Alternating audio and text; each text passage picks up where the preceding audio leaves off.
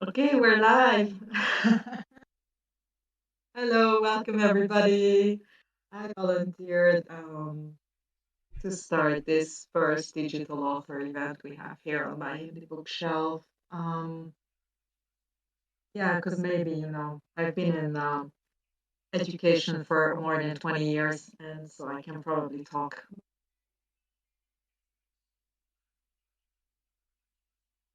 A couple of words then about myself. I'm an indie author.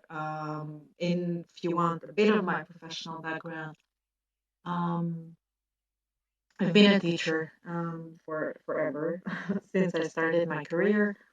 I'm into languages, English language and literature, English as a foreign language, and French as a foreign language. I worked in various international schools as ended up in management, and I'm in education. So that's my parkour, if you want. Um, I'm faceless, and I'm going to stay faceless because that's just basically to protect my privacy. Also, because my civil life is really not super compatible with what I write. Because if you've guessed it from my book covers, I write very steamy queer romance, mostly MM and MMF, and this is very long for here, and I don't have, the whole thing. My identity is laced with my books, and my books are my identity. But writing was always part of my life. It just went on a big break. So I wrote as a teenager. I wrote as a kid. Um, I found some of my poems when I was 14, and they are very dark. So thinking back, maybe I wasn't in a good place as a teenager. Um, but right now, in 2018-19, somehow I got a scene in my head of somebody going down some spiral stairs, and that is a shelf story I started writing, and that's how the writing started. Again, after 20 years, because I was on a big break doing my job and being busy, getting married and having kids.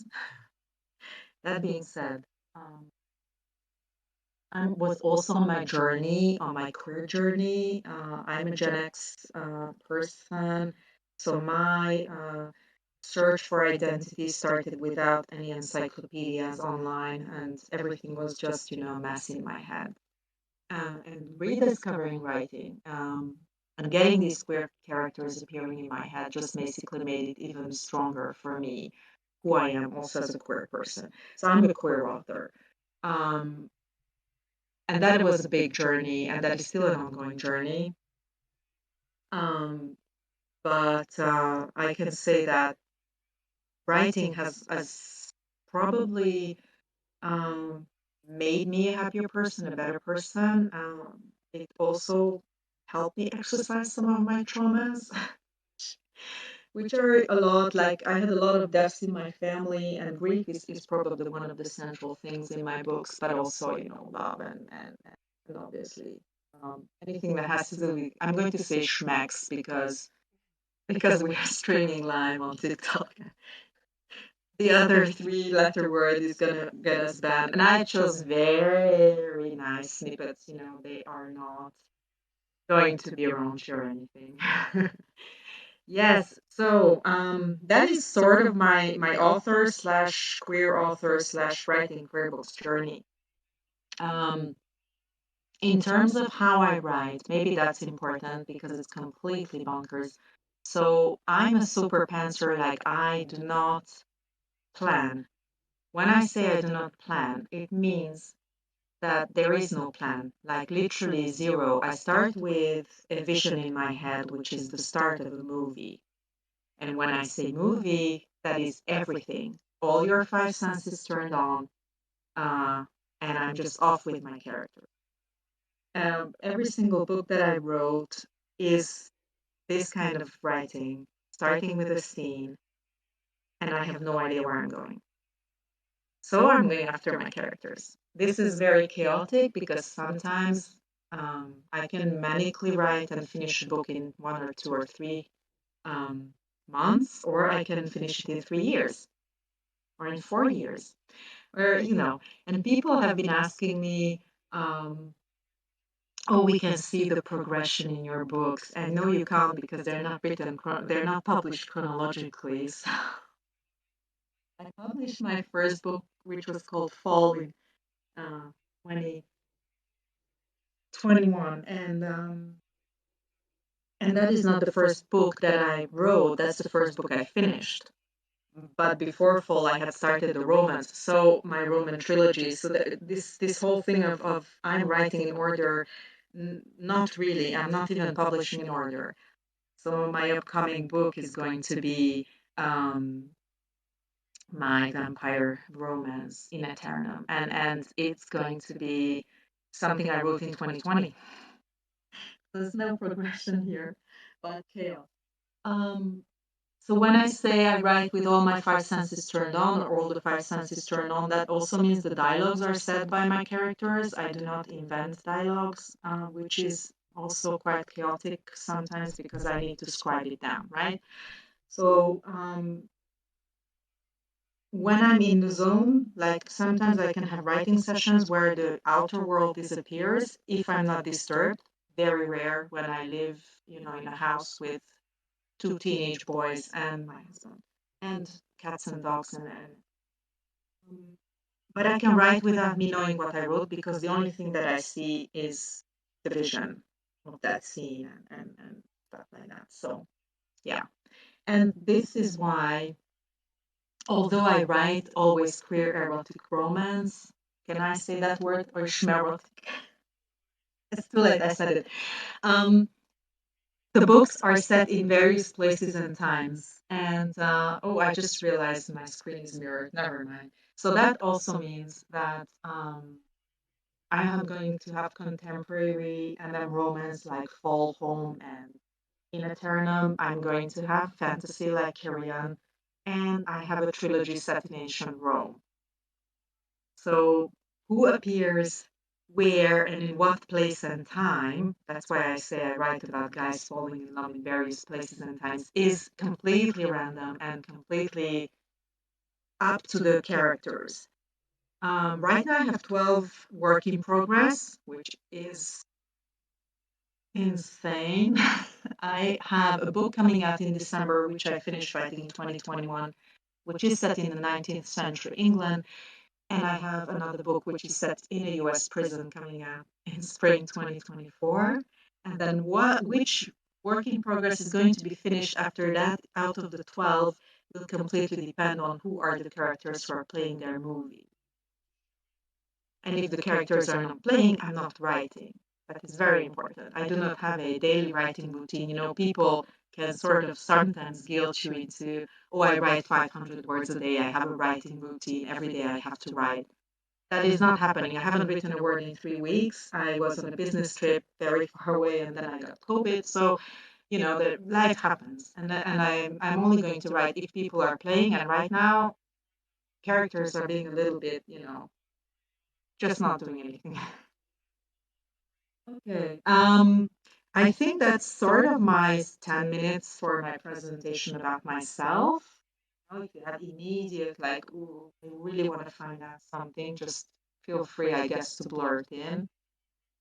I'm not sure if we're doing this, based on some sort of scenario, but I'm going to stick to time and then go on to my excerpts if you are not wanting to ask anything at this stage. I chose an excerpt from all my books because I think if I do a short excerpt of all of them, um, that's gonna be in like the 10 minutes, I guess. And shout at me in the chat if I'm over time. Okay. Okay, no questions here. So I'm going to read from Fall, which was my first self-published thing. And maybe a word here, but my self-publishing is chaos as my writing. So I don't have a set pub date. I have a pub date when I'm done. So Fall was the first one. And it's the love story between a trapeze artist and a med student who is very comes from a very rich background, Jake, and Doug, who is my trapeze artist, is very poor. And Jake is sort of not super aware that he's gay. He's in a straight, relationship. He has a fiance. Yes, there is cheating in the book, and I know that's a big romance no-no, but the other thing I don't really care about are rules. So I wrote a book with cheating. That's, yeah. So I'm going to read an excerpt from Fall where Jake, after he's seen, the book starts with him falling in a park and being picked up by this very, nice guy called Doug. And they meet after a show, and Doug takes him out for coffee once he's watched them rehearse. And Jake is sort of already screwed, but he sort of doesn't know it, so that's their coffee place scene. The small coffee place was almost empty, save for a few old men playing cards, and a son in the back, another waitress gliding to them with 2 cups of coffee. Jake was a bit puzzled, but Doug just shrugged. She knows my habits. Coming here with another guy? But Jake bit it off, not wanting to bring the subject up at all. His fingers played with his cup, not even knowing what to say, and Doug watched him, his brown eyes under that mop of brown hair, his young, handsome face, his long fingers and manicured hands fiddling with his cup, and something pushed against his chest.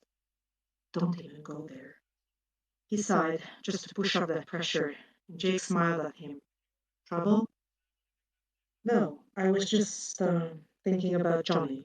He lied smoothly, watching Jake suck it up. Oh, that guy. Why is he working with you anyway? We needed a third flyer, and he's good. But with that comes his arrogance, and he's young. He's younger than us. Feels he has the right to boss around. I'm not sure if he's going to stay. I see. Well, you always have these kinds of assholes everywhere, whether it's a circus or a hospital. Doug smiled. Have your fair share? Jake smiled broadly, his well-defined lips curling around his perfect teeth, and Doug's heart beat a bit faster. Yeah, you can say that, especially older doctors or residents. Nightmare. Phone chimed and he flicked the screen just to shut it again. My girlfriend, she sent me a picture of her new dress. We're going to a charity ball. My father's actually. He shut up, not wanting to boast, in his tattered coffee shop. But Doug didn't seem phased out, so he just shrugged. I'd avoid it if I could, but it's not an option, really. That's parents for you. How's the dress? Jake pulled a small face, showing him the picture on his phone screen. A pretty young woman in a floral black dress, cut up, showing her slender thigh, her long brown hair flowing on her bare shoulders. Doug sighed inwardly, his heart sinking a bit, but he just smiled at Jake. She's very pretty. Yeah, she is. We get along well. She's also studying to be a doctor, so our futures are tied. And so on and so on. But yes, poor little fiance. Anyway, so this is how their sort of story starts.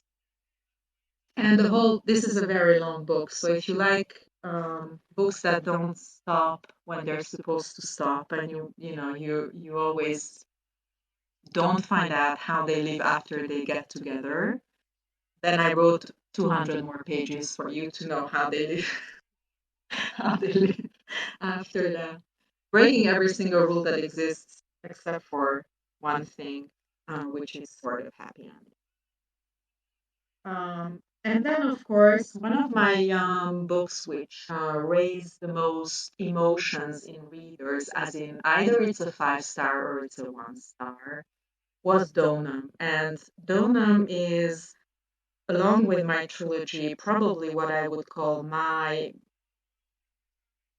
big work, my passion project, my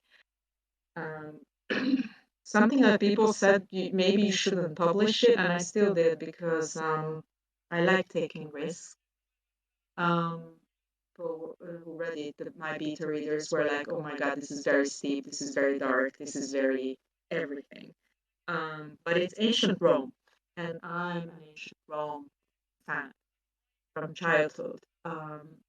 So when I had that vision, which was a short story with a Roman general who is being invited to a countryside party, and he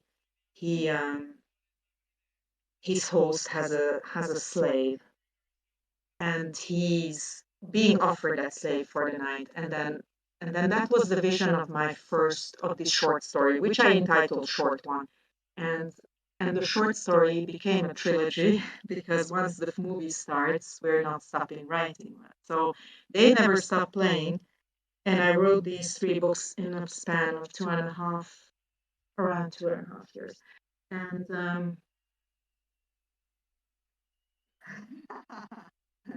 nice question.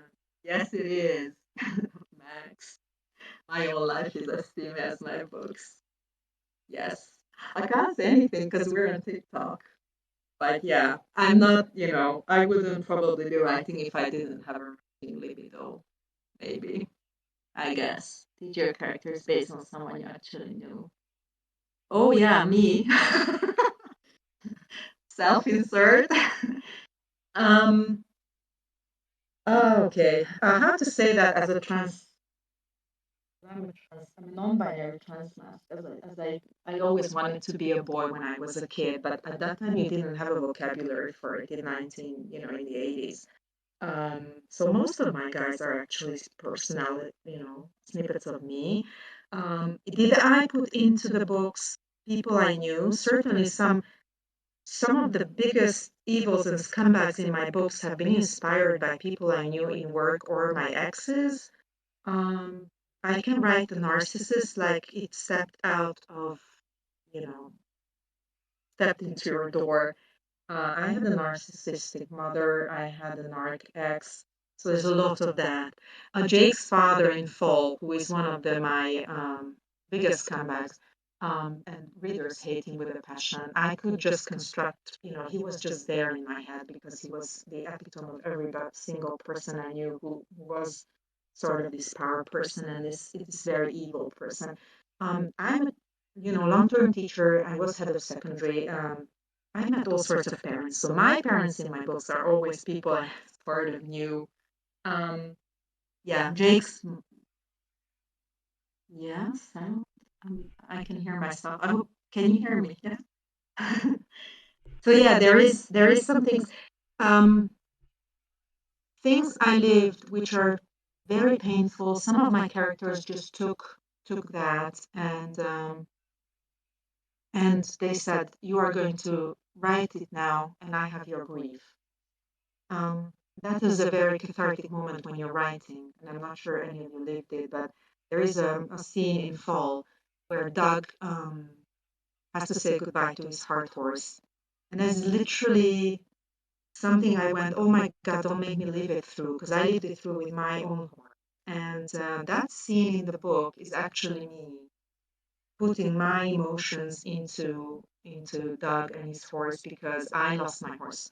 But when I wrote the scene, Doug just went into this memory, and I went, "Oh, you bastard! You're gonna make me live this again," which was good. You have a good cry, you write it out, and that grief process, which was a long one, just ended with that. So yes, there are things I am putting inside, and probably a lot with my own personality.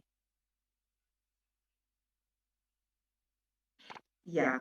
So I can read you the beginning of Donum, which is, as I said, my most controversial and my most read book. So, when you're thinking of yourself, should I publish this?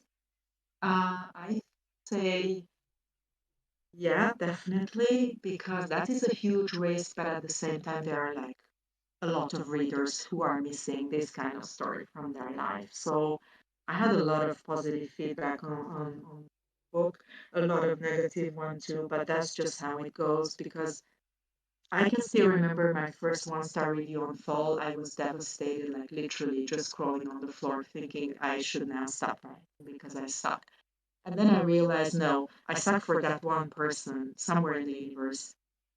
So I love my reviewers. I got file, like really, file reviews, and I still went, this is still good. I have incited hate into that person, and they wrote an essay on how, I'm a really bad author. Because ultimately, I want my stories to come out of me. I want to write my character stories and then put it out in the world. So I read an excerpt of Dawn, and then I'm probably not really going to have much time to do anything else. Um, so this actually is the beginning, and then if you like it, you can maybe want to read it. I don't know. Marius walked into the ample room, his mood dark. He was tired, and the last thing he wanted was to attend this reception. But he had to, Lucius being his host on his voyage to Rome. He was coming back from campaign, and his army camped outside whilst he enjoyed Lucius's hospitality. Now, after having bathed and changed clothes, he was ready to attend the festivities, though he was not looking forward to them at all. He lay down on one of the beds where a young slave had left him and let him fill his cup. He swirled the rich wine, looking around, vaguely bored already, his life seeming surreal after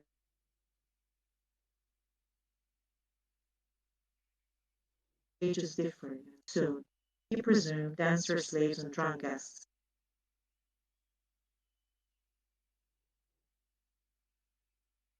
His head when Lucius entered, a small smile on his long face with a nose like an eagle's beak. The man was in his 50s and well known for his ambitions. Marius knew exactly what he had invited him to stop at his estate, as he was close to the emperor, and Lucius undoubtedly was looking to gain some favors. He didn't really care, and his eyes drifted to the slave walking behind Lucius, a young man by the looks of him, though it was difficult to judge, his eyes downcast. His head so low Marius wondered how he could see where he was going at all. A thick metal collar circled his neck, and a chain dangled from it, leading to Lucius's hand. The slave was only wearing a thin white tunic, mid-thigh, bearing one of his shoulders. Marius checked him out, his lean body, his light brown hair cropped short. He could not see his face. Probably a factor.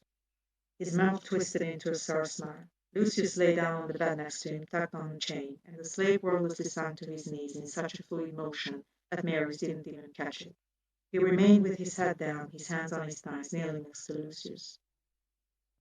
Lucius greeted him, an amorous light in his eyes. Greetings, Marius Ulpius Lupus. I hope you're satisfied until now with my hospitality. He raised his cup. Marius did the same. Yes, thank you, Lucius. The older man smiled. You will see. This is going to be something tonight. I have some surprises when everybody's in the mood. Marius just nodded but didn't comment. He was already fed up. His eyes drifted back to the slave who was sitting on his heels, motionless, barely breathing, and Lucius noticed it, his eyes twinkling. Food was brought then, and Marius sighed relief. It was excellent. I don't have time to do much more for you guys. But anyway, so this gives you a glimpse of my style. It's always third person past, always multiple point of view and head hopping. So you will get from one person to the other and into the feelings of somebody and the other, and it happens totally at whim. So that's just, I guess, me. And I overstepped by 3 minutes. I'm super sorry.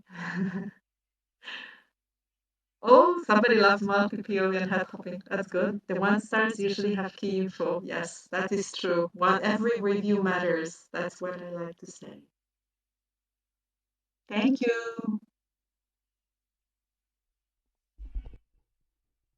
Who's next? You're all muted. So who wants to go next then?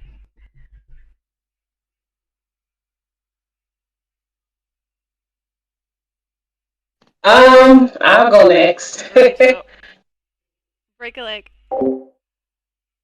Okay. Hello, everyone. Everybody hear me well? I'm on my cell phone, so I feel like my. Okay, great. I am EA Noble, author EA Noble, and I write queer fantasy for the culture. Yay, queers! Representation.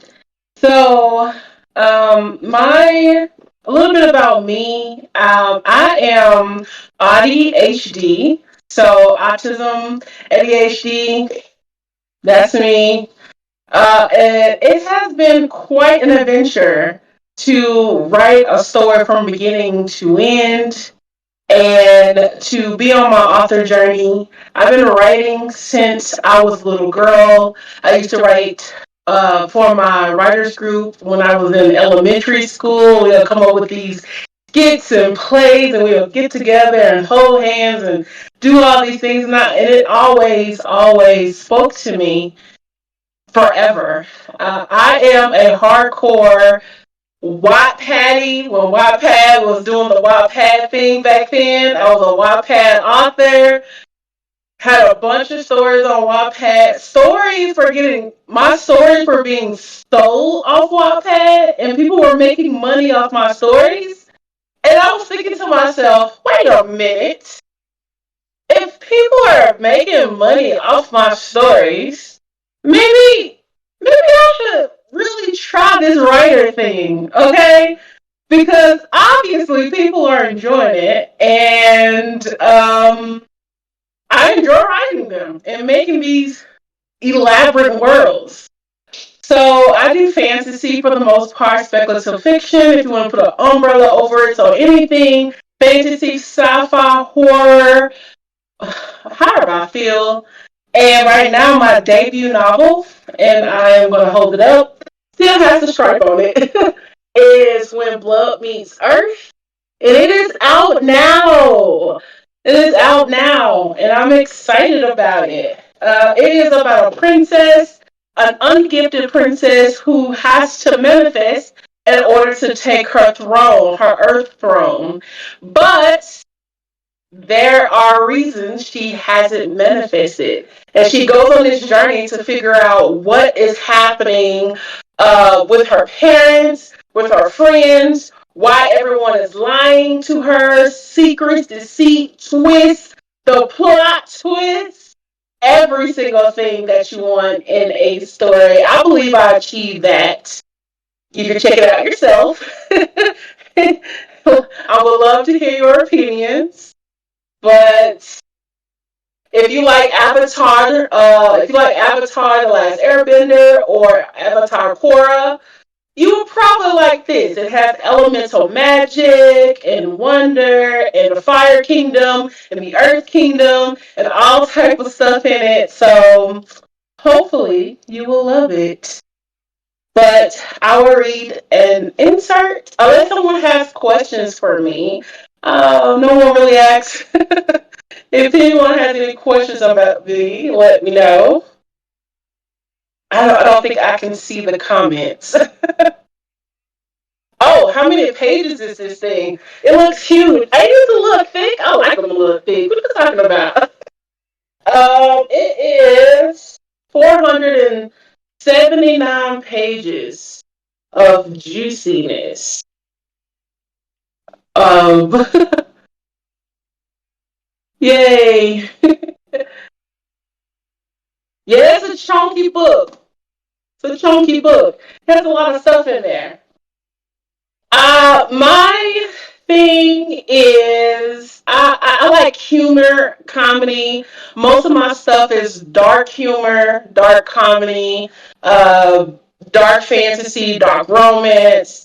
I love everything dark. I don't really do the light things. I'm too emotional damage. I can't do the light stuff. I like to be mentally broken when I read books. So you will never find a cozy from me. But I love cozy books. I love cozy books. Just not for me.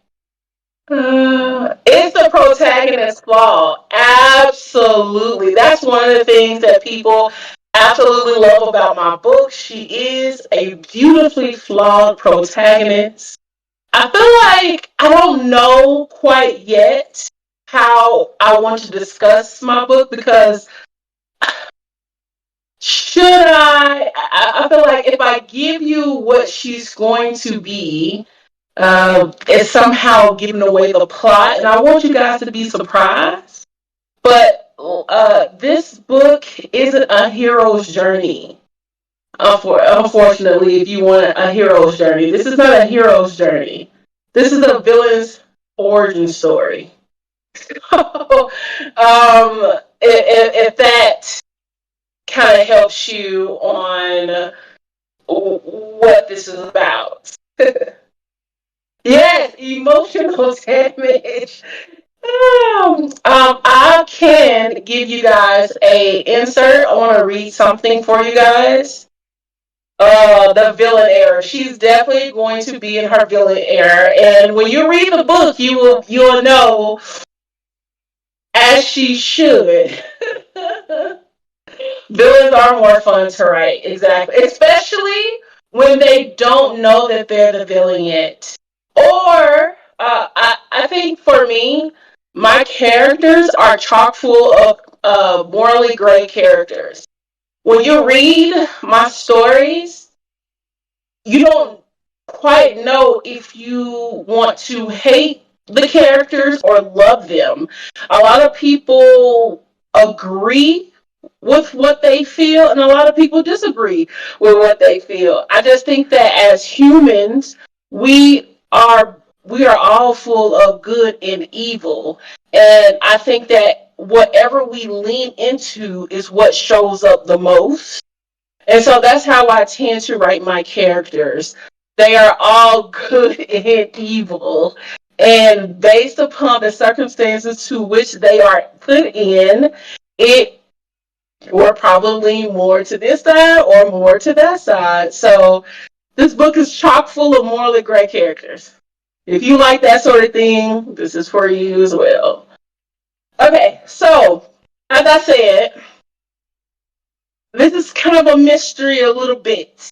A lot of people, a lot of my arc readers have been trying to guess the plot, and they guess a little bit over here and a little bit over there, but they're always super shocked when it comes to the end. So I don't want to read too much past chapter like 4 because it starts getting into plot heavily. So I'm gonna read you a good time. That's what I'm gonna do. I'm gonna keep it on the safe side and just read y'all a good, fun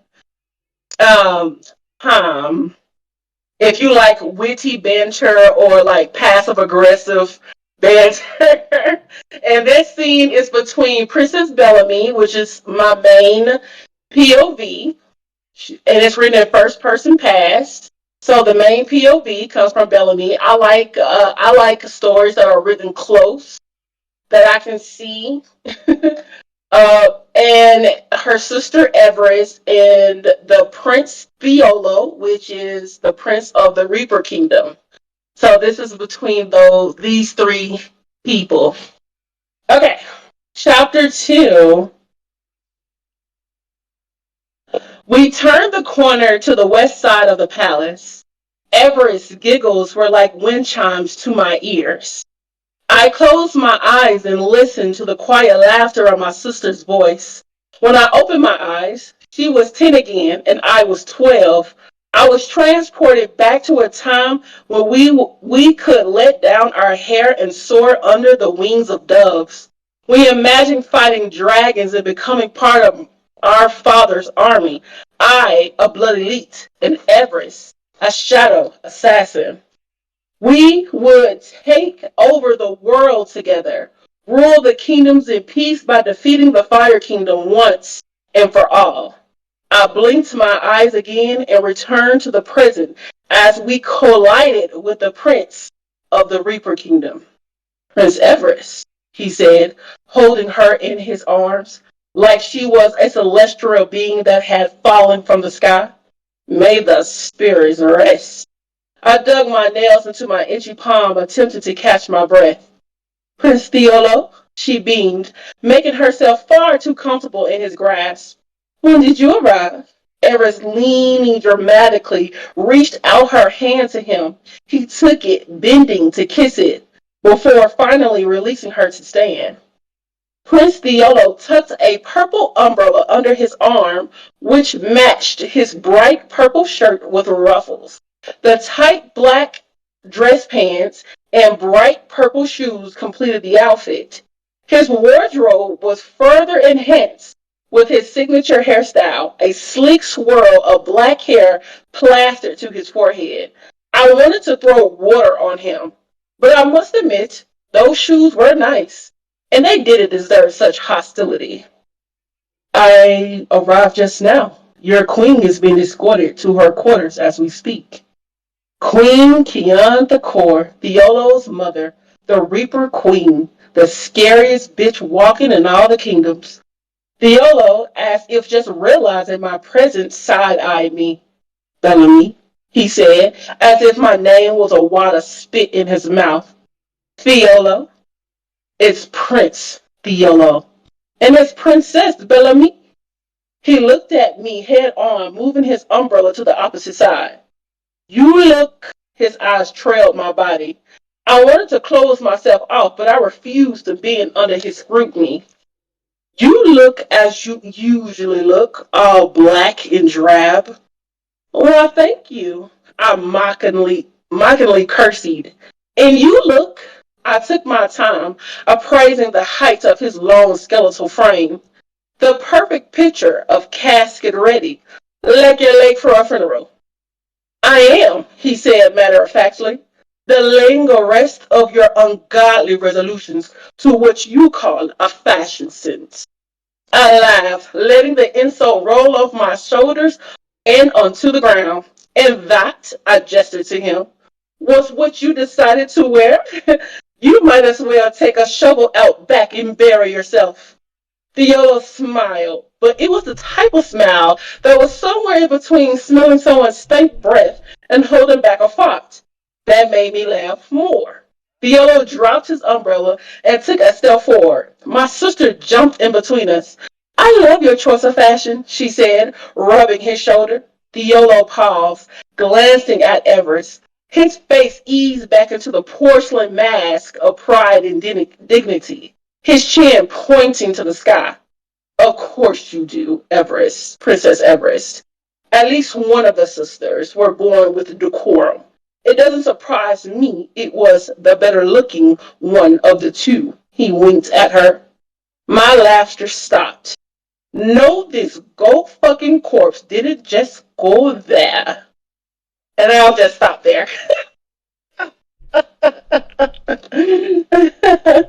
So I'll just stop there. If you want to know what happens next, then you know what to do.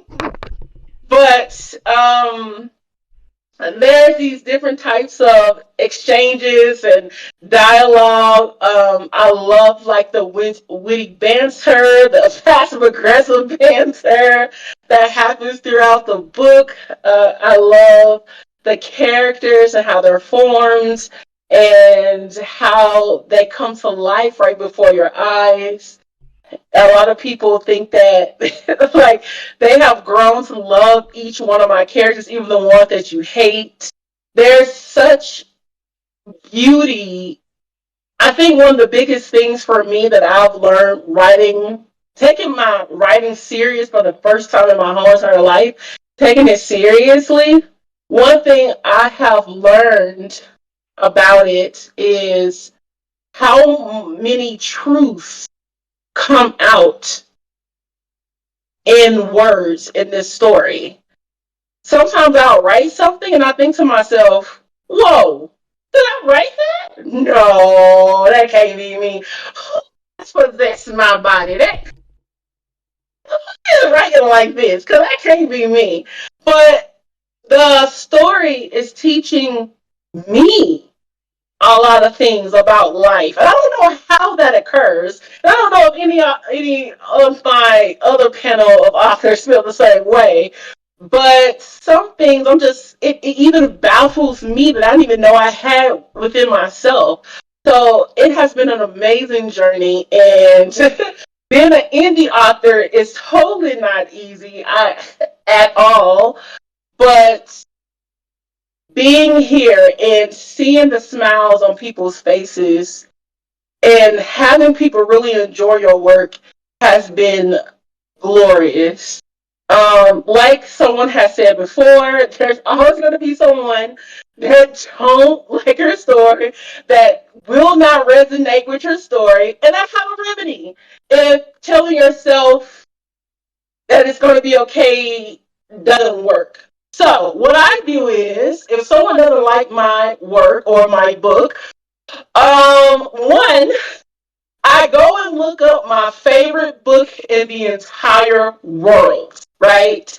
A book that I will fight God for. And I go to the reviews and look at the percentage of one-star reviews someone has given my favorite book in the whole wide world. Like, what? It's a masterpiece. How would you give it a 1-star review? Then I go and look up the book that I think that shouldn't have existed ever. Like whoever wrote this should have just stopped. I go and look up that book and it has 5-star reviews. So it makes me remember that not everything is for everyone. You are not for everybody. Your story won't be for everybody. And if you're trying to please everybody, then you'll end up pleasing nobody. So write what you love, write what you care about, write what motivates you, write what gets you going, and and find your audience, find a target audience, because they're out there waiting for your story. And as a queer woman myself, that is poly, that I'm open, and I love all parts of who I've become as the woman that I am today. I want to read more stories that, for example, in my book, sexuality, your sexuality or stuff, that stuff doesn't exist. If you are gay, you gay. If you're a lesbian, you're lesbian. There's a couple of people in my story that the water king, he has a wife and a husband. There's another woman in my story that's a doctor and she has 2 husbands. So there's troubles in my stories, and no one questions them. No one says, "Oh my God, that's weird." No, it's normal. It's normal. And that's what I like to bring to my stories. So there will never be a time where you read a story from me where there's prejudice against things like sexuality, because in my writing, people are who they are, and people are loved for who they are. You just are, and that is just it. So I'm open to questions if anyone wants to ask me questions, because I can talk forever, and I don't want to talk forever.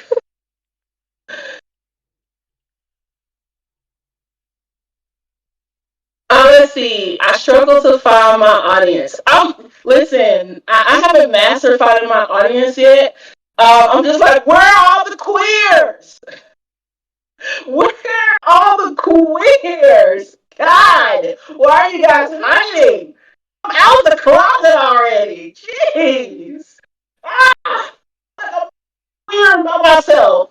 So, yeah, it's finding your target audience is going to be a forever journey. It's something you're going to have to figure out every single day, consistently until it picks up.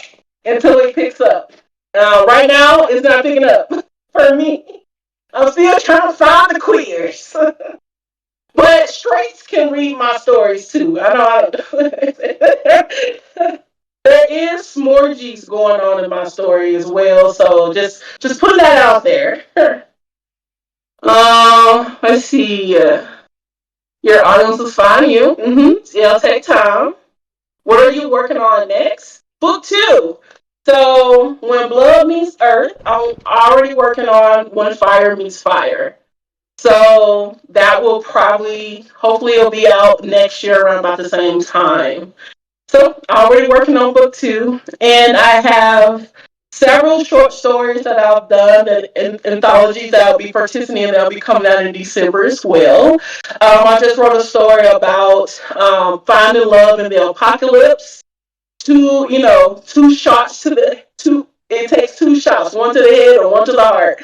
So that'll be in a Christmas anthology that's coming out. And I've also have another short story that I finished that's going into an anthology, and it is about a woman who was snatched from the water. She's a mermaid and has to be forced to work for a monster, and the monster is going to set her free, but she has to make a choice. Either she has to basically give herself over to him for the rest of her life and never touch the sea again, or she has to train somebody to take her place. So that is that. So oh, and I'm writing another story. It's called Supersized Bubblegum. That'll be out next year as well. And it's about four fatty baddies going to go get snacks. And then when they go and get snacks, they get caught up in a super powered robbery. And one of their friends go missing. And so now the three fatty baddies got to go find their fourth fatty. And they get superpowers by eating snacks. I will write something like that. How do you deal with reviews? Um, One, as authors, just don't read them. Honestly, don't read them. It's gonna drive you mad. Don't read them. But like I said, if you do get a negative review, like some people, I think one person DNF'd my book, and because she felt like he felt flat, or they felt like he felt flat.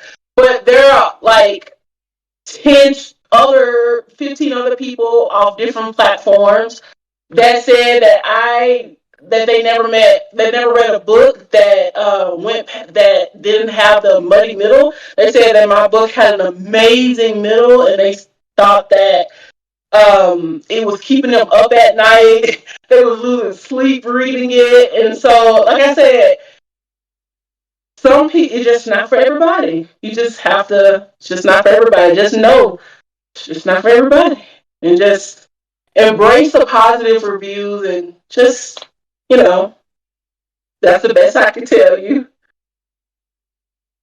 What superpower would I choose to have? Oof. In this economy, the Midas touch turn everything to gold. In this economy, oh Lord, turn everything to gold. But yeah, I don't want to overrun my time. I know we have questions at the end as well, but 2 more minutes. Any last questions for me before I turn over my time? Before I turn over my time, s'mores, yes. Okay, I think that is all. Someone is typing, but just want to make sure that they're not typing a question out. Question out, but. Do you see yourself in the books? And if so, who? Hmm. That's a good question. I think for me, I do have a little pieces of myself in all the things that I write. Let's see. For Princess Bellamy, for When Blood Meets Earth, I think that I do see myself a little bit in her because you have to remember that you are a villain in someone else's story. I don't care how nice you are. I don't care how caring you are. I don't care how smart you are. I don't care how talented you are. There is someone walking around right now that think that you are the villain in their story. It doesn't matter what you do. You can feed 1,000 orphans and donate to about 1 billion charities. They will stay in their head. You are the villain. And no matter what story you try to spin, you are the villain. And in somebody else's story, you are the hero. And that's a lot of what's going on in When Blood Meets Earth, is that to some people, Bellamy is the hero. And then to others, she is the villain. And it's up to her to figure out who she chooses to be. And so I do feel that right now in my era, that's I can be your hero, or I could be your villain. You choose. Either way, I'm gonna be all right. All right, I give my time over. Thank you so much, you guys, for listening to me. And you can follow me on all my social medias. It's author EA Noble. Instagram, TikTok, Facebook, author EA Noble.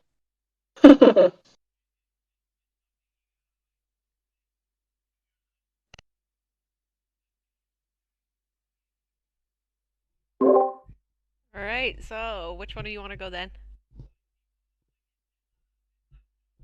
Any, mini, miny, mo? I'll go, and then you can finish us off. What do you think? Sounds good to me. I'm gonna say you can rock, All paper, right. scissors it. So I'm gonna go. I write as a FAF. That is a pseudonym. Um, never done anything like this before, so hello. I love books. I've loved books since the first book I ever bought when I was 5 years old. I love words. I love language, and I've always wanted to be a writer. Always. I've always imagined myself with a novel on the shelf at the bookstore. When I would watch the Academy Awards, and they'd have the award for best adapted screenplay. There's something in my heart that would kind of lurch, and that's the dream, right? That dream of my heart, the desire of my heart to be somebody that other people read. And my family is from the Middle East. Both my parents are from Syria, and I grew up learning about the Middle East from stories my father would tell me and movies we'd watch and books we'd read. But I didn't see a lot of the history of the Middle East in school or in mainstream media. And I thought, oh, this is a cool time in history. It would be cool to learn more about it. And then, Huh? I watched things happen in the world and the portrayal of Middle Eastern people, and it broke my heart. And the things that happened in the world broke my heart. And I just wanted to write something that would help people understand the Middle East as something other than other, as not other. So I was doing morning pages, the 3 pages a day, half an hour of writing every day, this exercise for my writing. And I have a whole career, whole education has nothing to do with writing, but I've always done stuff to feed the writer in me. And one day this voice came in those pages, voice of this woman sitting around a campfire telling her story. And her voice grew and grew. And it's like what we were talking, what I think Maxine was saying, I think it was Maxine, the movie started playing of this woman's story. And that's Noor, my main character. And I would journal in her voice, and I remember walking and hearing her voice in my head, and just this, I knew her as if she was like my friend. And I just started telling her story. And I'm new to all this language that's out here, pantsing and flotsing and schmexting, and all that stuff is all new to me. I'm very old school, I'm very old, so I'm predate social media. So I'm new to this. I just started writing. I just wrote a scene with her in it. And then I wrote another one and another one. And then it turned out she has a sister, and it turns out she's married and she has a mother and father, and this is her role. And this just grew. And this was in I started writing this book in the late 90s and finished it in the early 2000s. And I started sending letters to agents and publishers. And they would say, no, we don't really want anything about the Middle East. And so, okay, I put it away, and I wrote other things, but this was still there. And in 2017, a friend of mine was like, I heard about this book awards thing. Maybe just send them your novel. It's for unpublished writers. And I sent it in, and I went to this. I was a finalist, and I went to this event, and I didn't just win Best Unpublished Novel. I won Best Unpublished overall. I was the first person to win this award for Best Unpublished Entry. And I thought, oh my gosh, now I can say that to agents and that'll help me, right? I'll get an agent, I'll get a publisher. No, nobody would read it. And so I put it away. And, it keeps coming up every once in a while because there's that writer inside of me. It's like a monster. It's a cute, like Monsters Inc. monster inside of me that just wants expression. And it would come out in other ways. I did other expressions of creativity and help other people with their writing. And I led a writers group for a long time and all these things. But anyway, about 6 months ago, I said to the universe, I've got a great life. I'm very happy. I'm very grateful. It's okay that I will never be an author. I can let that go. And it's okay. Because, all these years, it just wasn't working. And so I'm not meant to do that. And the very next day, a friend of mine who'd read my novel 10 years before said, hey, I'm starting a publishing imprint.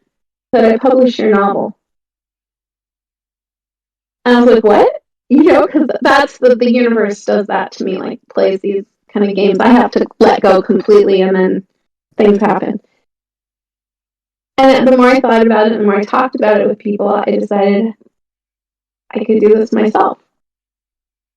And I'm older, my kids are grown, and I'm a little bit stronger than I was 20 years ago. Well, a lot. Gone through some stuff. And maybe now I have the courage to do this myself. So I started the process. And my son said, Mom, you've got to get on social media. And I was like, okay, well, what do I do? So I started doing like cat videos. And then one day I recorded myself, like a video of myself. I've never done that. I've always been too shy, too not enough, too whatever. I don't look like those women. I can't be that, And I started recording these videos and talking to you guys, like my TikTok friends, and just talking about stuff. And little by little, I found this community. And I came to social media for marketing the book. I did not expect to find community. I didn't expect to make friends. I am overwhelmed by the amount of support and love. And then I found my indie bookshelf, and then there's this Discord suddenly, and now you're doing this event, and I just decided to say yes. And my novel is set in the Middle East, the time of the transition from paganism to Islam. It is not an easy thing to have chosen to write about, especially in the current climate. That was not something I expected. And I am anxious about throwing myself out there into this discourse. And I was thinking about today, if somebody read my book, I wouldn't want them to think of it as, oh, now I've learned history. I've read this book that's about the early, Middle East. Now I know history. That's not what I want. I want people to read this book and then get curious about learning about history. One of the best compliments I ever got that warms my heart is a friend of mine, one of the first people who read this novel years ago. She said, she finished reading it, and then a couple months later, she called me and said, I was at the mall, and there was a woman wearing a hijab, and I smiled and said hi. And this is somebody who was, raised in a family, community, lifestyle, culture, whatever, that saw a woman in a hijab as other. And she smiled and said hi. That's why I wrote this book. I wrote this book to help break down barriers, break down those ideas of us and them.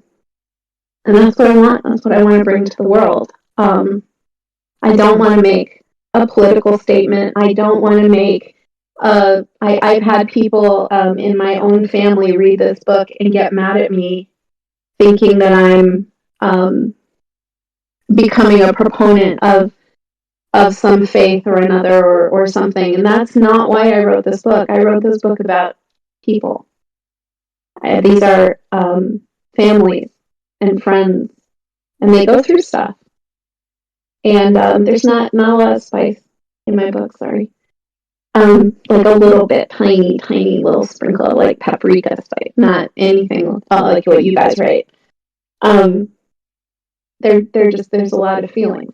And usually there are a couple places in the book where somebody's reading it and they'll call me or text me and say, I'm never speaking to you again because of what happens to my characters. But ultimately, they, the people that have read it have enjoyed it.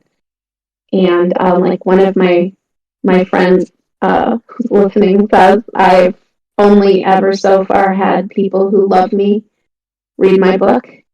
And it's a little scary that in a couple of weeks it's going out into the world. I have a tentative date that will be available for pre-orders probably a week from Sunday, and then somewhere around November 4th it will be there and it will live in the world. And I'm overwhelmed. So I would like, this is the cover, and it's all over my social media, this beautiful image that my brother actually made for me as a favor to me. He's not even what he does. He's just somebody who's really good at everything. So he did this. And if it's okay, I would like to read you an excerpt. Just give you a sense of what my writing's like, what the story is like. This is about 2 chapters in. My characters are getting ready for the journey to Mecca. These are a pagan, pre-Islamic tribe. They have settled in a city, in a village, and they are traveling. They're doing a pilgrimage to Mecca, which was a thing that predates Islam. So they're preparing, they're weaving baskets and getting everything ready. So we have 4 characters showing up in here. We have my primary character, Noor, her mother, Layla, her sister, Sauda, who is introduced in this scene, and then their friend, Fatima. We worked on in silence until my mother appeared. She sat with us and picked up one of Fatima's baskets, turning it over in her hands as though examining the handiwork. You missed a turn here, she said, shaking her head sadly. Here, show me. Fatima snatched the bowl from my mother's hands and turned it over. Liar, she snapped. It's perfect. I didn't want you to get a big head, my mother said sternly. They melted in a fit of giggles that had them crying from laughter, and I saw for a moment the little girls inside them both. Fatima wiped a tear from her eye and asked, How is my grandson today? Sit, Layla. Our grandson is happily napping in his mother's arms, my mother said, adding, Sit, Fatima. Since the baby's birth just 2 days ago, my mother and Fatima had taken every opportunity to call themselves by their new title, Sit, from the word Situ, meaning grandmother. They meant both to insult and praise one another. I shook my head and smiled. I loved to watch their joy. I heard a fluttering sound and looked up from my work. My sister Sauda came running towards us, her long black hair billowing behind her as she ran. She stopped at the tree and leaned against it, chest heaving. You heard? She said breathlessly. We're going to meet a great sheikh. I looked at my mother. She shrugged and smiled. Fatima spoke first. What are you going on about, Sauda? Your father is a sheikh. You see him every day. Sauda scoffed. I mean a real sheikh, one with servants and a great palace. She gathered her hair and tied it casually atop her head while she spoke. Even messy, windblown, and breathless, she was easily the most beautiful woman I had ever seen. Sauda turned to me, speaking in her rapid, excited way. I heard Father talking about it. We're going to meet Sheikh Al-Azim. His city is halfway between here and Mecca. We'll stop for 4 whole days. Oh, I hope I get to stay in the palace. Can you imagine, Noor? Servants to cook for you and clean for you? Wouldn't that be wonderful? Fatima laughed quietly. I knew she had little patience for my sister. I think you already have that, child. When did you last cook? Or beat a rug? Sauda ignored her. I'm going to ask Rolla if I can take her blue dress. If I'm going to meet a sheikh, I want to look my best. He might have a son good enough to marry. I better go ask her now. Do you think she's up? Of course she is. That baby of hers must have been up at dawn. Without waiting for a response, she turned and ran back in the direction of Rolla's house. We watched as her hair came undone, whipping out behind her. Fatima shook her head, exasperated, and nudged me with her elbow as she said wryly, You see, Noor, you married too soon. You too might have married the son of a sheikh. I smiled. Auntie Fatima, I married a king. So there's my excerpt. And that's In the Shadow of the Prophet. And it is historic fiction. I did a lot of research. I did my very best to speak honorably about Islam and Islamic culture and Islamic tradition. I used aspects of things that we know about pre-Islamic Middle East, but I did some creative license with rituals and stuff like that. The chapters start with excerpts from pre-Islamic poetry, from what's called the Mu'allaqat, the hanging verses, and my mother hand wrote the excerpts, and the images of her handwriting are in the printed copy of the book. So this is like a love letter to my family's culture, and I'm just so grateful to be able to share that with you. So I would like to see if there are questions. Thank you. Oh my gosh, I saw this like scrolling that I couldn't keep up, so I don't know. All right, not everything needs to be spicy. Yes, thank you. Okay, how has my journey been with all the social media and new ways to showcase your work? I'm having fun with it. Every morning I do something now that is specific to the novel, and then in the afternoon I post whatever I want. I post like a review of somebody's book that I'm reading, or something, my cat, or something fun. I play with that one, but the ones in the morning now are more for the novel, and I post them to Facebook too. So I usually post the same thing to TikTok and then Instagram, and then the morning ones, the ones specific to the novel, I post to Facebook. And I've been very much desensitized to seeing my own face, which is an interesting experience. Where I used to get so overwhelmed with, oh my God, I don't look good enough.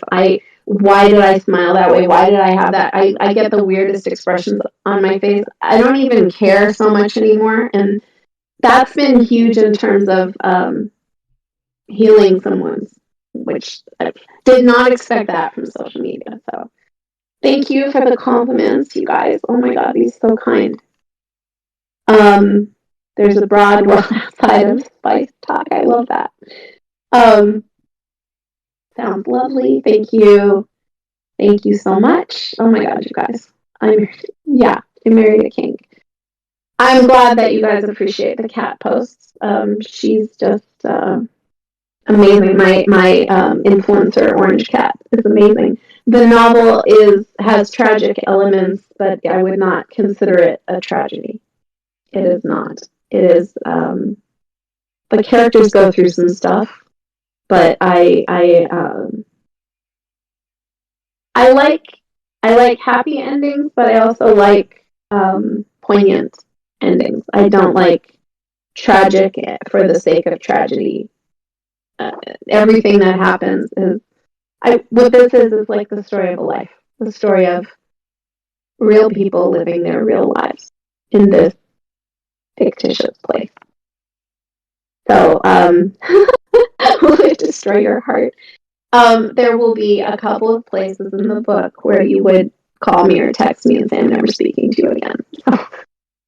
But it's I don't think it's not like nothing happens that isn't isn't to further the story or further the growth of the character. I have gone through things that if I told you the story of my life, I could tell you my story in a way that would break your heart and crush your spirit and make you feel like cry for days. Or I can tell you the story of my life in a way that makes you feel stronger and hopeful and oh, she can go through that, I can go through that. That's what I want my writing to be, if that helps. So yeah. All right. Well, thank you all so much. If there aren't any other questions, that's all you got from me, and then we'll turn it over to Atlas. Oh, have I thought about narrating? I recorded the audiobook. So it will be concurrently published on Amazon, Audible, and Kindle. And I'm going to also do Ingram Spark so that I can have, order a box of them so that I can send it to my friends and the people who read for me. I also, oh, you guys, thank you. I had the best advice from a friend of mine. I didn't know what I was getting into with all this, and I told her, and she's the person who did my hair and makeup for the photos that are all on my social media now. She said, get 100 people to read your book and do reviews for you. And I was like, I don't even know 100 people. But I started asking my friends and family, and they were like, you write? This is so intrinsic to who I am, but most people, this is not something I would share with them because it's a very private part of me. So I just started asking people, and I have literally 100 people who I have asked to read my book. And yesterday I got to email them and say 2 weeks, and if 30 of them give me a review, I will be very grateful. And it's just the weirdest thing to get like texts from them and say I finished yesterday. One of my friends, work colleague, texted me and said I finished your book, and now all of a sudden they know me in a way that they didn't before. So it's kind of awesome. Well, thank you all so much. I appreciate that. Thank you. All right, that's enough out of me. Atlas, you take it over.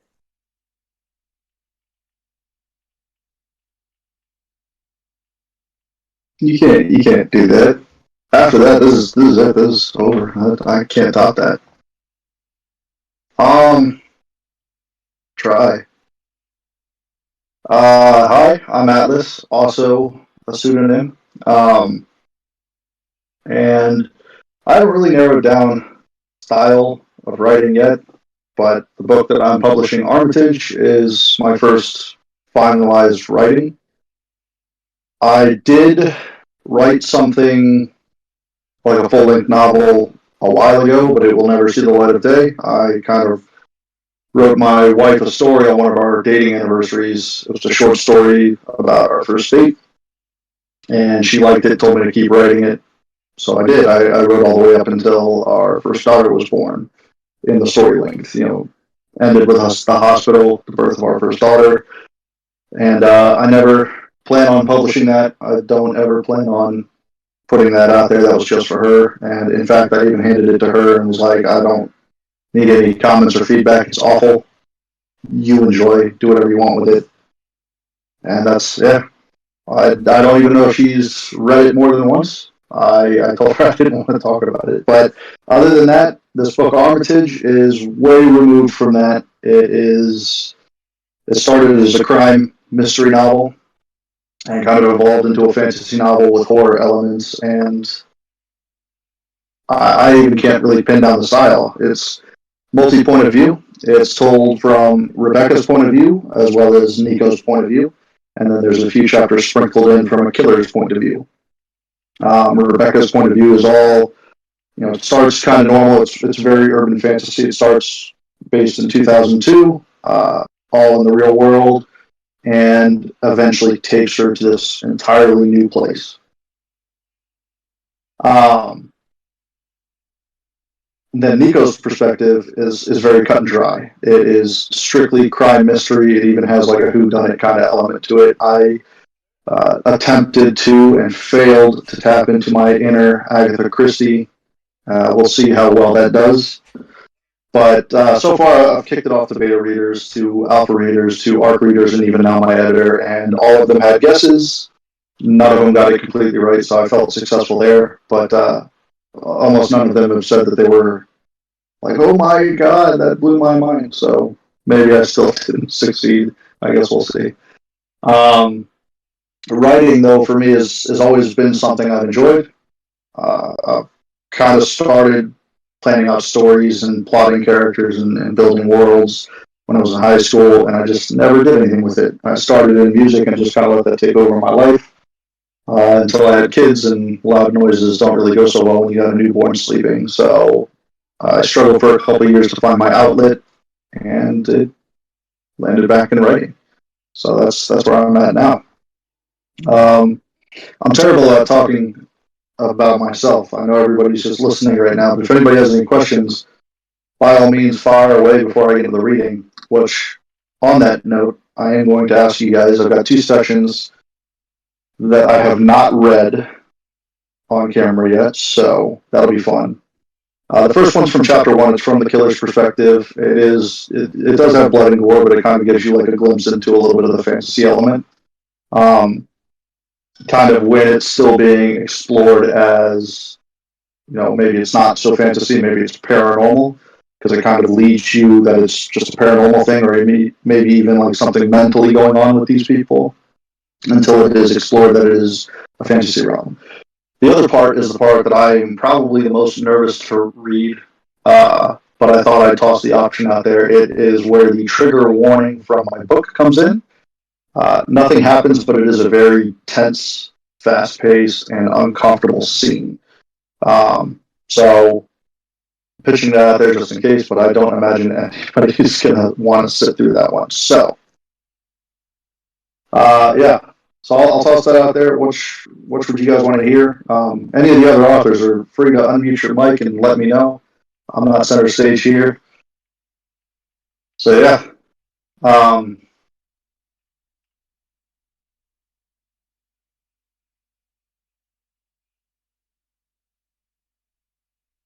think we should. We have a really good variety here. I don't know what. Think we should what.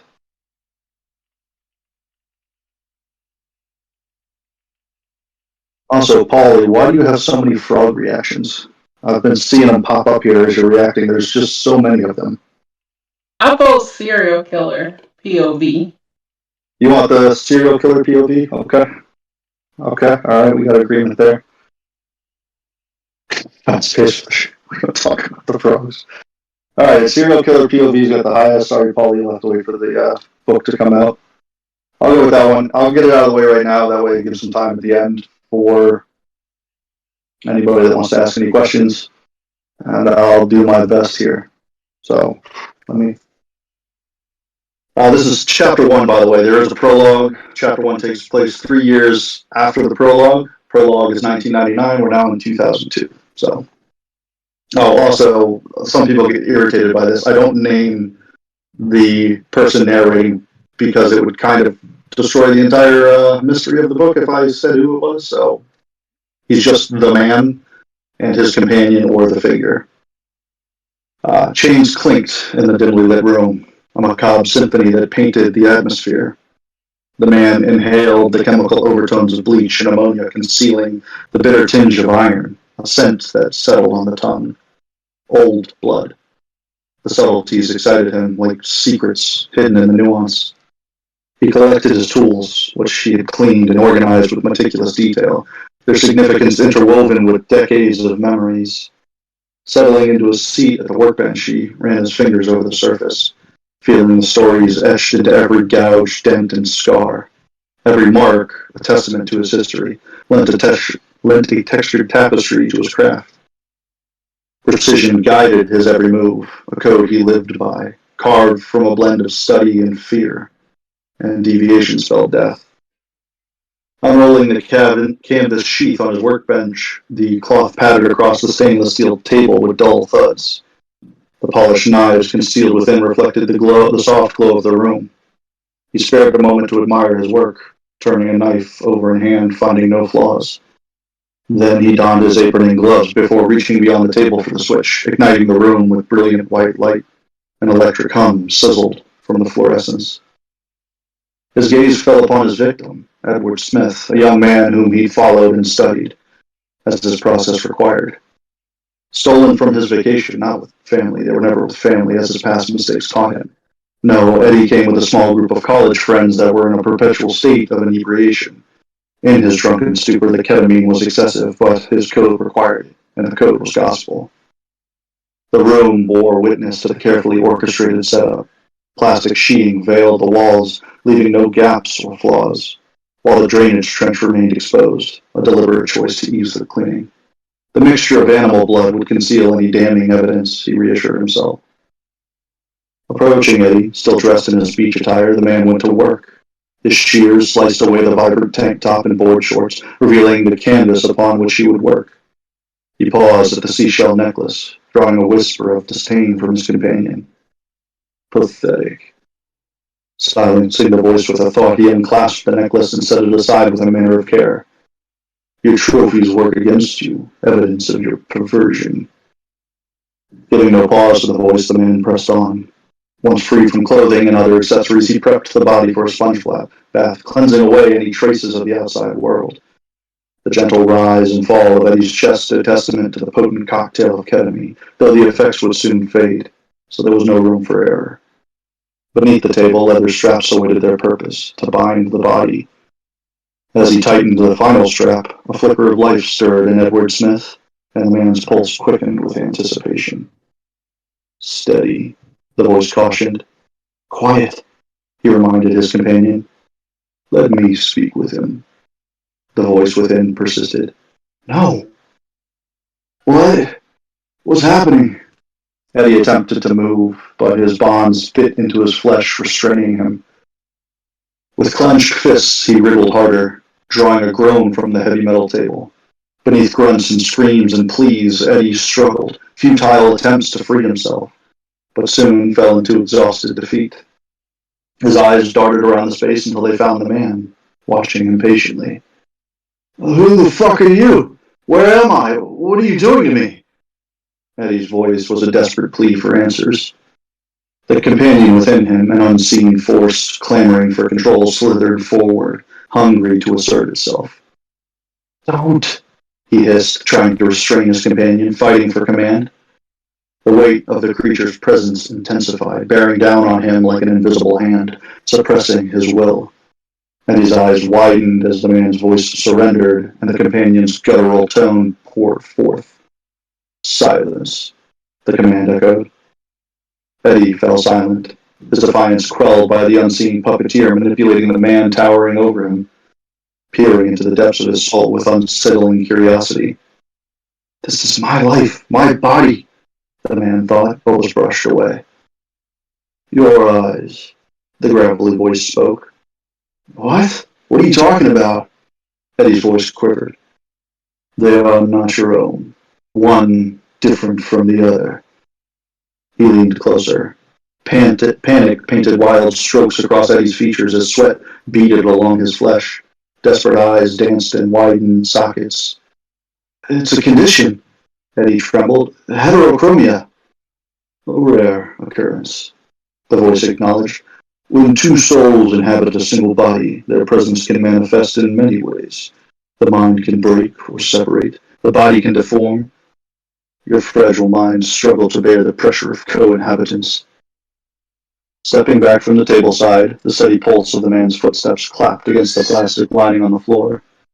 Eddie jerked his shoulders against the bonds, still chasing the hope of escape. Do you believe in gods, Edward Smith? I don't know. Your ancestors did, the man said, walking in ponderous strides. Your ancestors were pious, primitive. They built great monuments to beings like me, and my kin became infatuated with their adulation. The times have changed. You and your ilk have grown callous, seeking distraction from the world, lost in bickering wars over misplaced veneration. I don't know what the fuck you're talking about, man, Eddie screamed. Let me go! With a sharp thud, the man slammed his fist on the metal table, silencing Eddie's protests. He leaned in, his breath hot against Eddie's cheek, yet his voice remained calm. Mortals have shown their true colors, but that is not why you will suffer. The man leaned back. I believe you are harboring someone, Edward. I do not believe you are aware of your co-inhabitant. You are simply collateral. But in your sacrifice, your connection to this plane will be severed. The man pressed a button on the side of the table, turning Eddie feet overhead. You will be free from this hollow, wretched shell. A new beginning. A gift that few have ever been blessed with. No, no, no, Eddie cried. No, stop, please. Fucking stop. I don't want to die. The whir of the actuators accompanied Eddie's screams. Is it him? The man thought to his companion. We shall see, the voice replied, surrendering control. Amid Eddie's continuing cries, the man shuffled back to his workbench. From beneath the table, he retrieved a box intricately carved from burled wood. Opening the box and removing a cloth wrap revealed an archaic curved dagger. Its handle, fashioned from bone, and a blade of white opal glimmered with an otherworldly allure. He turned the dagger over in hand, heavier than it looked, watching the fluorescents glint their prismatic pattern off the opal blade. Unlike the influence of his companion, the power radiating from the dagger held a more subtle allure, a haunting charm that had gone unnoticed at first, but once felt, lashed onto him like an addiction. He returned to the inclined table and approached the wrong way up Eddie, whose head hung precariously above the drainage trough. He cried, still pleading for his life, tears rolling over his brow, a cacophony of sound that the man had become adept at tuning out. With resolute purpose, he made a swift incision, starting at Eddie's ear and trailing up to his collarbone, cutting deep into the throat. Blood spewed forth, dousing his gloved fingers, coating his apron and rubber boots. Swiftly stepping away, he spared himself the worst of the carnage. Blood spurted from Eddie's neck and cascaded down the curves of his skull, painting his face a macabre color. Gurgling and coughing on his own gore, Eddie tried to scream, staring from horrified eyes. The table trembled as its occupant writhed in a final desperate plea for freedom. The veins in his head bulged from strain as his flesh drained of color to a pale, sickly white. As Eddie's struggle waned, his eyes rolled over to find the man, who watched patiently. The hint of a smile toyed with the man's lips, a glimmer of satisfaction amid the horror. The man's heart lightened with the hope that Eddie would be the last. Yet the darker part of him craved more, the part he tried to suppress. That conflict is what his companion played on. He despised the duality, the lack of control over his own desires. Eddie's body slackened, and his head and his eyes drooped, gravity holding them open in bulging surprise. Turning to the workbench, he set the blade aside, lamenting as he rested his hands on the table. In that moment, a pressure released from his head, and an uncomfortable silence settled. The brief, fleeting silence was the only reprieve the man had, where an echo of himself could be found. Holding his breath, he yearned for his companion to remain absent, hoping that his task had reached its end. But as swiftly as it had gone, the pressure returned, gripping his mind like a vice, accompanied by the familiar presence he could never escape. It was not him, the voice said. And that's the end of chapter 1. I'm going to pause for a second. I don't know if you guys could hear my cat in the background begging for release. Let me go let her out real quick.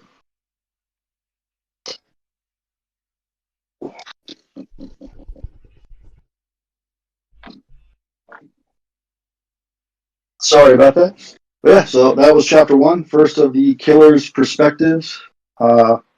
Obviously, it's a good introduction for the book to let you know that this is not for kids.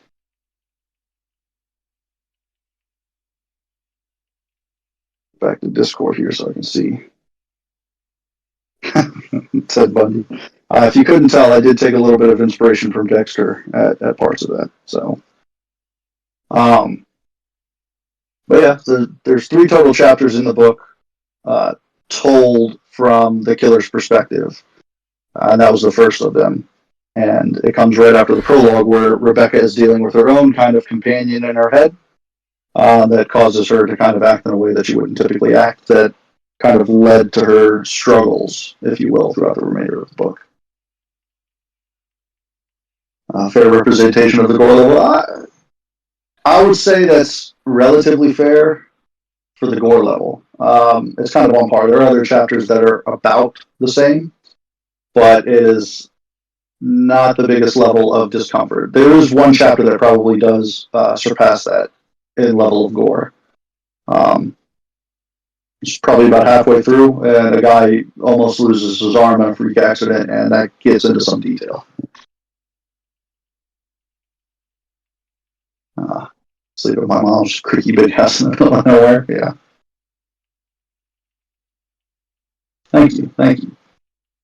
So, to kind of give a little bit of background of how that ties in, like I said, it's supposed to allude to at the beginning a potential for paranormal, which is definitely how the beta readers saw it, because I gave it to my beta readers in about 20,000 word chunks.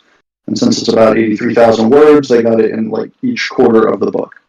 And it's about chapter 9 that it takes a turn where she actually does end up in this other world.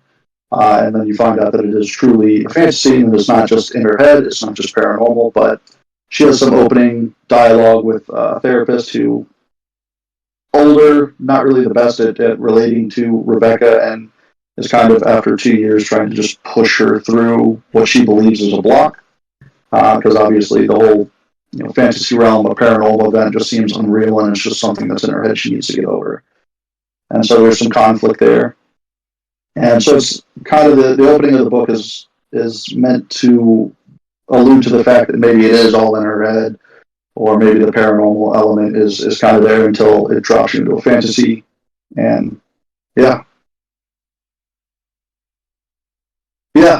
These companions are kind of like a spin on the mental health, like the voices in your head, and in the prologue, that's kind of how she pictures it, like these voices in her head that are kind of making her do things or persuading her to do things, until you find out that there are actual people that can invade your mind and kind of coerce you and control you. But I get into a little bit more explanation. Unfortunately, book 1 does not dive heavily into the fantasy. It stays a lot, it's a very slow burn, so it stays a lot in the real world with just kind of, hints towards the fantasy. Book 2 is going to dive a lot more into that with a lot more explanation. So, in this book, I try to tie up the real world elements, try to finalize the character arcs of their journey as much as I can here, where I leave very large unanswered questions when it comes to the fantasy characters, if you will, that are intended to be addressed in the second book. Where's my tin hat? Yeah. But anyways, yeah, that's the piece of my book. I'm excited for it to come out. I am working on book 2 right now. 6,000 words into that, not very far. But yeah, I'm really excited to get this out there. I'm really excited to get into book 2 because of the ARC readers and the beta readers and all the questions they had regarding the fantasy elements. And I just want to answer those questions. I'm itching to kind of get it out there.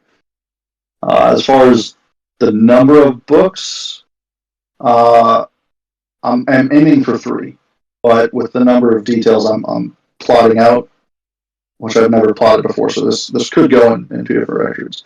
I'm planning for 3, but it might end up being 4. It'll be a disaster if it ends up being 4, because I was trying to get very divergent, if you will, Divergent, Allegiant, Insurgent, all that stuff with the names.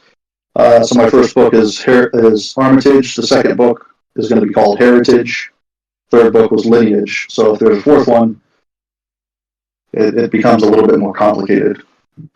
Yes, I am planning to turn this into an audiobook. I'm actually, I've got an interview coming up next week with the male portion of my audiobook. It's a voice actor. You might see him on TikTok, named Christopher Tester. I don't know if I'll end up going with him, but I am planning to interview with him, and we'll see how that goes. Just because he's got a lot of range, and then I am hunting right now for a good female representation, and I'm debating if I just want to do like the male voice will read Nico's chapters, even though Rebecca is in some of those chapters, just like in Rebecca, Nico is a character in some of her chapters, or if I want to, and it really depends on the narrators I get too, have them kind of intersect where he's always reading the male voices that kind of come in, and the female narrator would always read the female voices that kind of come in.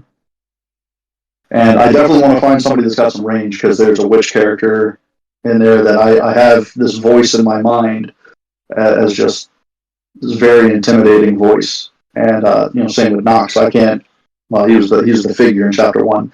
I couldn't really give him a voice, but I want to give him something kind of menacing, if you will. So, Gavin Cash, I'll have to give him a look. Yeah, if you guys know any audiobook narrators, I am not going to say no to checking any of them out. I've reached out to a few female ones on that I found on TikTok, and I'm still waiting to hear back on that. But yeah. Any other questions on the book? Any curiosities? Criticisms? 1-star reviews? I'll take it.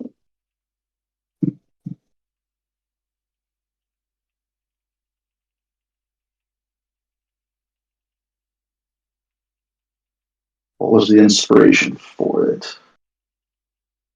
I struggle.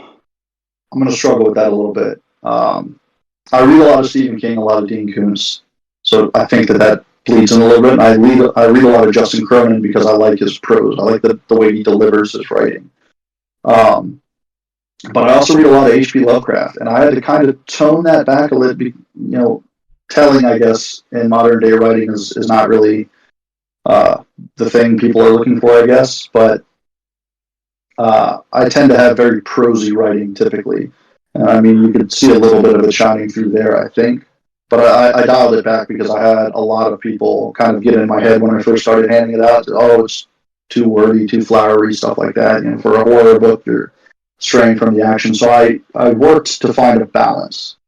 And I'm still kind of working to finalize that balance. I started hitting the key chapters that I really wanted to nail down. And now I'm kind of going back to some of the more plot movement chapters that aren't as interesting. But yeah, the book that I wrote for my wife, like I said, that was heavy prose, and I like going back and reading it because I think the language is beautiful. But when somebody else is reading it, a lot of times they're like, "Oh, I'm just going to skip through this. This is too much description." Just a kind of symptom of modern day writing, I guess. Release date. Oh, sorry, Samantha something. She's currently narrating someone else's indie book. She's great. Okay, I will reach out to her. If you have something more than Samantha something, I will reach out to her. As for a release date, I am aiming for June 6th, 2024. Originally, it was June 4th, 2024, until I heard somewhere on the internet.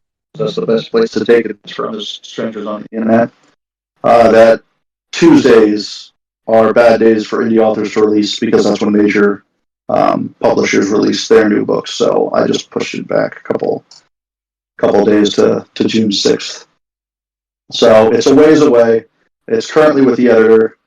I'll get my edits back from her at the end of this month, and she's been kind of sending me emails back and forth, and amazing to work with. Very, very, and I'm very excited to see how this will go.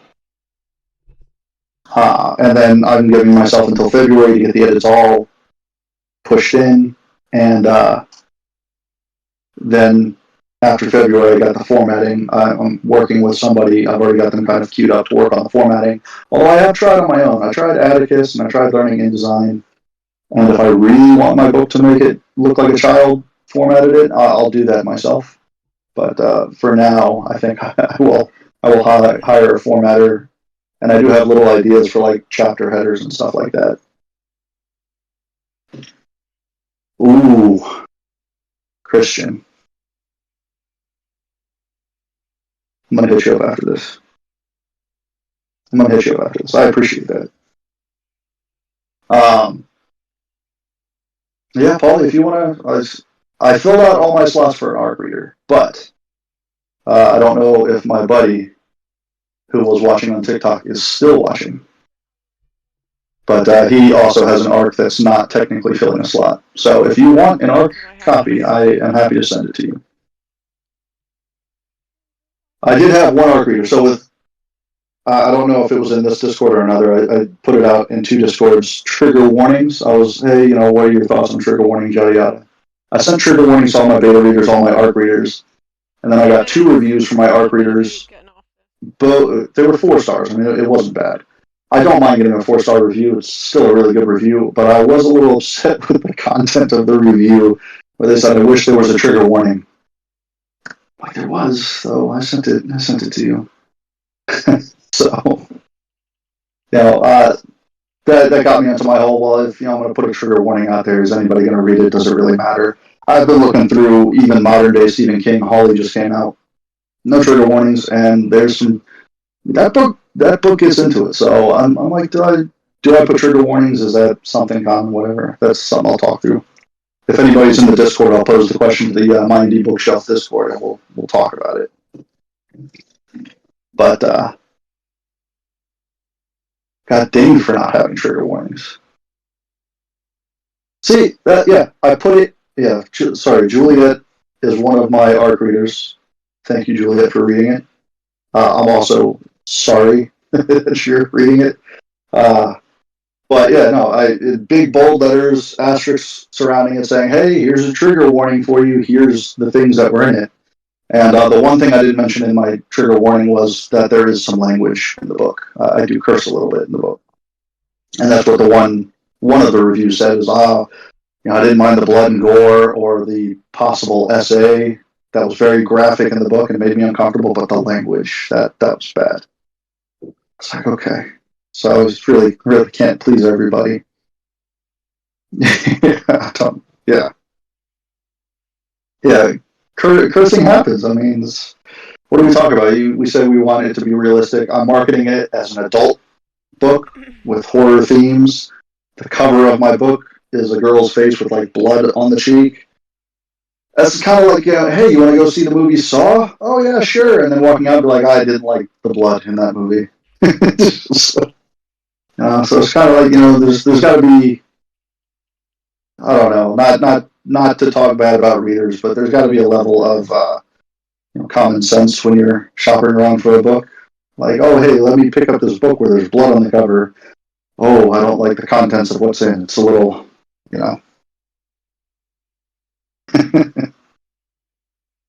all swearing all the time, absolutely.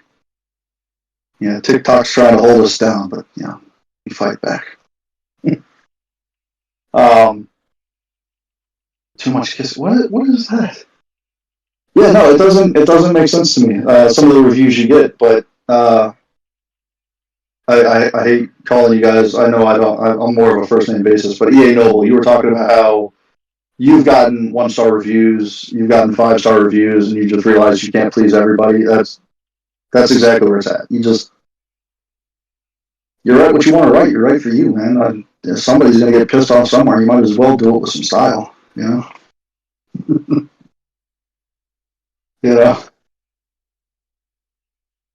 Oh, they haven't yet? We should push the bounds, don't you think? This is on Polly's account, so we'll get her banned.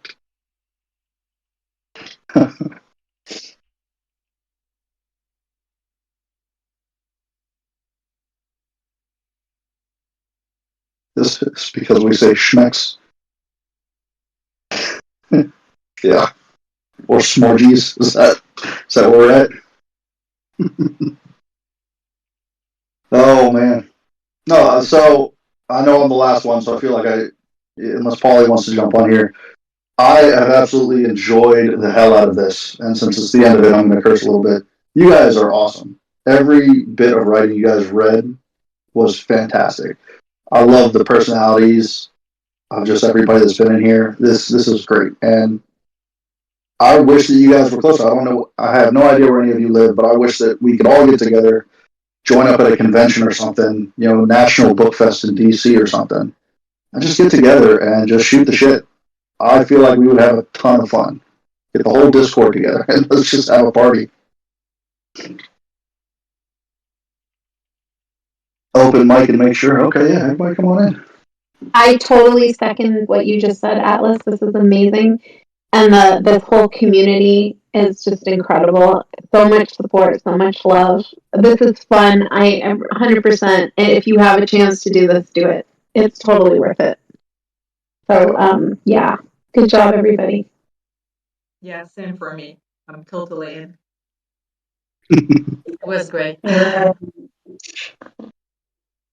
Yeah, this has been a wonderful. I'm sorry. No, go ahead. I was going to agree with everyone. I enjoyed this 100%. Thank you guys for having me.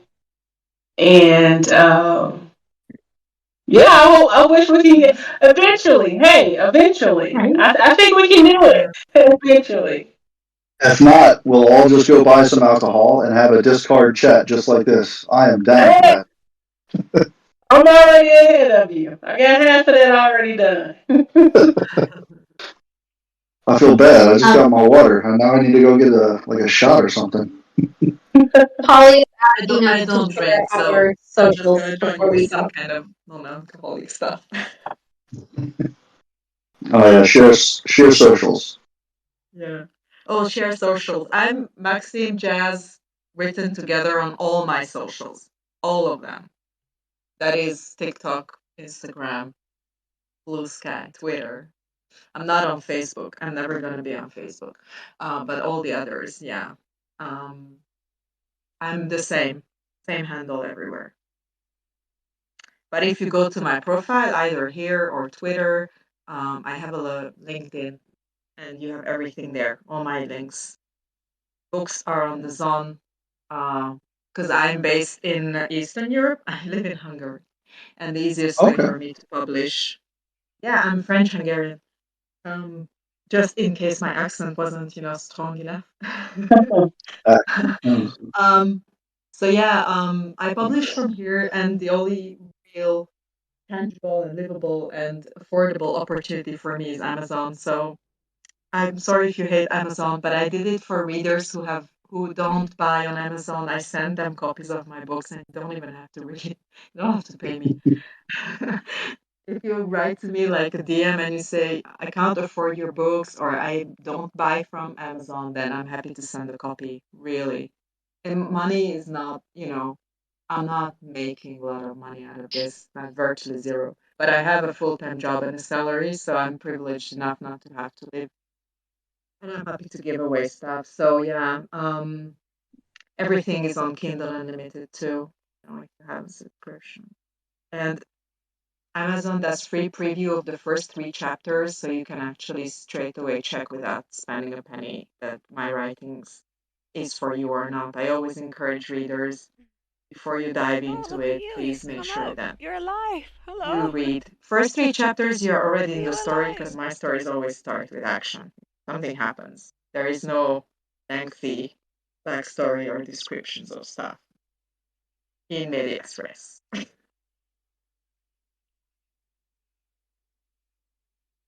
If I could ask, sorry, didn't mean to cut anybody off there. If I could ask for everybody that was in this, because I know not every book is released, but if you have books out there, do you mind dropping the links in the Discord? Because I would like to hunt this stuff down and buy a couple copies.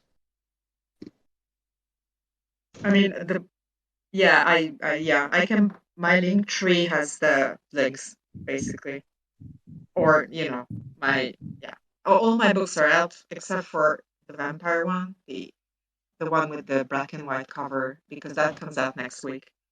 But it's almost out. I, I write dark and steamy stuff, dark, damaged queers, disaster queers in love, and some of them are really unhinged, like the main character in my Roman trilogy, Marius, made a lot of readers throw the book across the room. He's Darius is something. Yeah. We are all mad here. Yeah, I am too, I guess so. Self-insert. I'll pop my link tree in because if you um, get traumatized by my stories, then feel free. Well, I based on what only you write. said, it sounds like I'm going to need to buy the paperback version because I don't want to throw my Kindle across the room. Ah, yeah, okay. Uh, all of my books are in all three formats because I don't sell a lot of paper copies because I just with my life and my work, I don't really have the time to spend the time marketing stuff. Um, Yeah. but it's available for people who want to buy a paper copy. I keep the prices as low as I can as it can be. I'm not making a lot of money, but they're all available on paperback and hardback. Because I'm fancy that way, I need them on my shelf, so I made hardbacks. But if you like hardbacks, yeah, I'm a one person enterprise, so I do everything on my own, except for beta reading and the other stuff. Yeah. We take partner in the editing stuff, but everything else is me. My covers, the and so on and so on. Uh-uh. So we're all I'll dropping also drop links. my link in the Yeah, in there great. too. Hunt down all this stuff. I respect that you're doing everything yourself. That's awesome. I tried, as you saw, cannot do formatting, Mm. so I'm going to end up hitting Christian up as soon as we get out of here and hold him up for information. Yeah, I invested in Atticus, and that's the only thing I'm using for my books. To be very honest with you, because I'm not. I could do maybe more, like maybe I could do a lot of stuff, more fancier stuff and stuff like that. But um, the reality is that raising teenage boys and paying for everything in a country where my salary probably averages less than whatever a cleaning lady earns in your country in the US is not feasible for me to spend like an insane amount. Like, I'm going to be very honest because people are always saying, oh my God, I'm going to ruin myself self publishing. And I'm sort of like the peasant of self publishing here because I really have for this. So I'm investing into stuff that helps me do my own thing. And maybe one day when I'm going to be very famous and my Roman trilogy is bought by one of the big streaming companies. And so on, and I'm gonna have endless amount of money showered on me, then I will have these spray magic books and all kinds of fancy stuff. Right now, you will get the whatever I can do with my own name, which is stock photos, Canva, and but I do have help. I'm not a self-made person because I have a lot of people helping me, finalize the covers and stuff. So I think, if you surround yourself with good people who are gonna say, I'm gonna do this for you for maybe an exchange of a beta read, or maybe for nothing. I did covers for people for, nothing. I have somebody who's doing my typography for nothing because they're friends. And I think that one of the biggest things I forgot to say this when we talked first that I got out of this is the amazing community and the amazing people I met, and then friends. And I have better friends now online that I've never met my whole life that I have in real life because this is who I am. And now who I am in real life is a persona that people are playing. But I am Maxim. And people who know me in real life don't know me as Maxim, but they know a persona I've been probably playing all my life. But here I can be myself, and it's amazing. Yeah. Awesome. Again, like I said, I'm happy to have shared the stage with you guys today. This has been a real honor. And I appreciate everybody who's come in to listen on Discord, TikTok, YouTube, wherever. Thank you guys so much. Yeah, Thank you, everybody, for being for here. I'm waving. Bye. Bye bye. And thank you, my indie Thank bookshelf, you. for making this possible.